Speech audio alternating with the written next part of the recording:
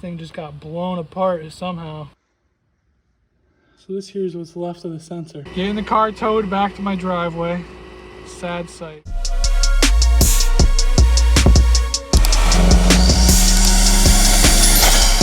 We got a heat wave up here in New England this week. It's humid, I'm sweating just sitting out here. God damn, it's hot out. Starting this video off because, you know, I got a little topic on my mind. As I've started this little journey here with this YouTube channel, I've been observing the bigger channels do a full build every video, do all these extravagant things. You know, I think that they fail to show the viewer the reality of what it's like doing this as a hobby. You know, what it's like cracking 25-year-old bolts loose that are all rusty. They don't show the parts where it's you're wrestling one bolt for an hour, or when you come this close to quitting the project, the struggles of the car breaking down, of things aging, of the annoying jobs you have to do. All you see is, you know, the shiny bits, the loud noises, all the hype and the excitement. They kind of fail to show the reality, you know, of what this hobby is. I'm making this video kind of just to show you guys an honest look of what it's like owning an almost 25-year-old German sports car. It takes a lot of work, it takes a lot of love, you know, it takes a lot of perseverance, pushing through when you're close to quitting. It's kind of like the sobering part of this experience that kind of bring you back down to reality. And I think that you kind of need both to keep you grounded. Yeah, this video is just about what it's actually like owning a 25-year-old German sports car. Not just the glitz, the glamour, the cool noises, this and that. What it's actually like, the struggles, the failures, the car breaking down, all the hard moments. Because you know what, that is the reality. Especially if you're looking to modify and tune your car. You know, the harder you push it, you're asking for it more and more. You're gonna, you know, get closer and closer to the point of failure with a multitude of different parts. A car is just a machine with a whole bunch of working parts, and as they age, you know, things happen, things break, things go wrong. That's just what happens in life. And that's another reason why I want to have this more honest approach with my channel, is because, you know, I think owning and working on an old car can give you very valuable life lessons. Lessons like perseverance, patience, hard work, being willing to get dirty, pushing through the hard times, making mistakes and learning from them. You know, it's all part of the process. And in my last video, we were at a high, right? We did all of this work to my Mk1 Audi TT. I thought it was pretty close to being done as far as maintenance wise. And then I just had problem after problem after problem. I had to kind of rebuild my catch can setup. That was something super simple, but that was the first small issue that popped up. PCV check valve blew apart. Well, it wasn't rated for 20 PSI. That one's on me. I'll replace in the future with a billet one, but as you can see, look, this thing just got blown apart somehow. So here's the aftermath here. I'm just gonna run a straight line from here to here and then cap off this nipple on the bottom and then call it a day. I'm then gonna order the billet aluminum PCV check valve, and then I'll rebuild this little section of the catch can. We've reverted to the simple catch can setup. Got the nub back on. So she's idling smooth again. We're about to get back on the road. Oh, and then after that, if you remember from the end of last video, when we finally start making these power poles, we're making 275 horsepower, we're getting a bunch of wheel spin, and it's an all-wheel drive car, so what the hell is going on? We found out that my diff ground strap broken, and my ABS wheel speed sensors were completely cooked as well. And that was, oh my God, that was a pain in the ass. Don't even get me started. Had to completely destroy the old sensors to get them out. What a pain. We got that done. Partially fixed the issue, but the rest of our all-wheel drive issue has to do with that. I think that diff strap, maybe some other minor electrical issues. Still working to get that sorted out.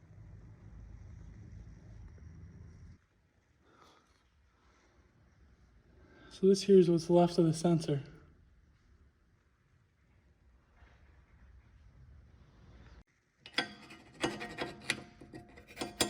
The flashing red beeping brake light is gone after the ABS sensor install. You can still see I do have an ABS light on, and I also have the stability control light on.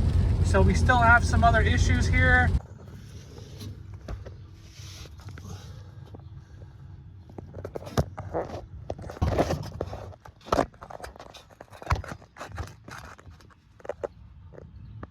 There's the ground. It's supposed to be right there, I think it is. What happened after I did the ABS sensors? I car died at a light. When I try to prime the fuel pump, there's nothing, just a click. I don't even know what to say. I'm a little bit speechless right now. After all that work, you know, we have our first major issue here. And then I'm sitting at a light, and then all of a sudden the car just shuts off, and then it won't start, and I'm stuck there at the light. So, you know, we push it down the road here, push it into this commuter parking lot, push it into this space from 275 horsepower to 0. Yeah, and I know you're watching. Cooper, thank you for pulling up and helping me push the car from the light all the way here. And that random stranger, if you're seeing this, thank you. We're back at this town commuter lot here because you're only supposed to be here parked for 48 hours. So we're just putting the car into a new spot. So I got my brother here, and we're gonna go ahead and get this pushed into a spot. One-handed because I'm a big dog. All right, you good? So there's nothing we can really do to the car now to help because we're still waiting on a part. Basically, we're at the scenario where we replace this fuel pump relay and hope that's the answer. Maybe freshen up some grounds or do a secondary ground somewhere in here. Hopefully that solves our problem. If not, unfortunately, I have to do a whole custom fueling setup, which is gonna be a pain in the ass. So waiting for this replacement relay to come in, should be in tomorrow. Hopefully that's our answer and we're back on the road. Just got this new relay in the mail. So here it is out of the packaging. No numbers on it, no real labels on it, but looking at the plugs, they are the same. It is the same part number. All right, we got the old relay out and the new one in. We're gonna try and start the car. Hopefully we get lucky here. When I turn the key, the fuel pump should prime.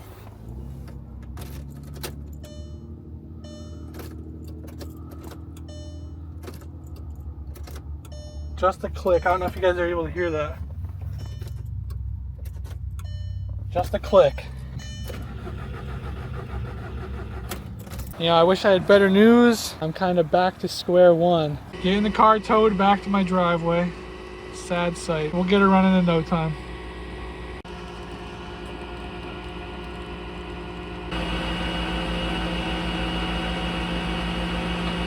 It took me a little bit of diagnosing to understand what happened. Our brand new Cytec fuel pump died after less than 200 miles of use. Now, I'm not sure if that's, you know, a manufacturer issue, if I just got a bad pump, or if it's an electrical issue, maybe a little bit of both, somewhere in the middle.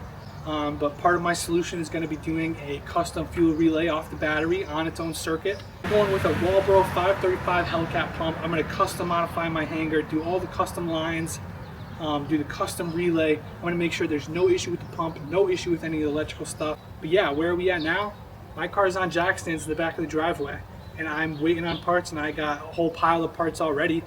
So I got my work cut out for me. But yeah, while I'm waiting on parts for this whole custom fuel setup, I've got front control arms to put in, new ball joints to put in, adjustable end links all around. I've got the adjustable upper and lower rear control arms.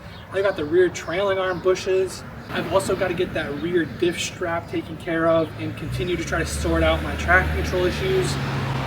But yeah, man, this is what it's like owning a 20-year-old sports car. You'll have your work cut out for you. It's not for the faint of heart. It's not for the broke, that's for sure. It ain't cheap. Yeah, so I mean, if you're not willing to spend a little money, if you're not willing to spend a lot of your time, if you're not willing to spend a lot of your effort, if you're not willing to get your knuckles dirty, if you're not willing to get your knuckles bloody even a little bit, yeah, but if you ain't willing to put in that work, this just ain't for you. That's just the truth. But yeah, man, I'm gonna stop yapping because I got my work cut out for me. We're still waiting on parts for that, so the car's sitting here. Figure I might as well get to work on. I've got front control arms and new ball joints to go on. I've also got upper and lower rear control arms. I've got end links all the way around. Yeah, so I'm gonna get the car on stands here.